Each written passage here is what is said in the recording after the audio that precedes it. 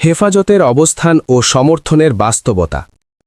যখন সারা দেশ রাজনীতির হিসাব নিকাশে ব্যস্ত, তখন হেফাজত ইসলাম বাংলাদেশ শুরুতে নীরব অবস্থানেই ছিল। তারা কোনো দলকে প্রকাশ্যে সমর্থন করেনি বা কারো পক্ষে অবস্থান নেয়নি, কারণ হেফাজত ইসলাম বাংলাদেশ মূলত একটি অরাজনৈতিক সংগঠন।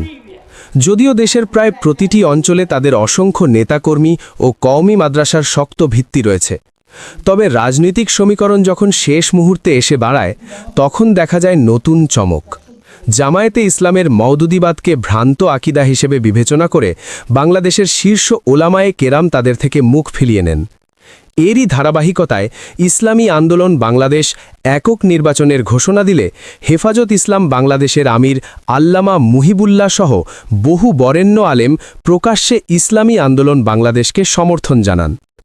বিভিন্ন সংবাদ মাধ্যম ও বিবৃতিতে জানা যায়, কওমি মাদ্রাসা ভিত্তিক আলেম সমাজের বড় একটি অংশ ভোটের ময়দানে ইসলামী আন্দোলন বাংলাদেশের পক্ষে অবস্থান নিয়েছেন।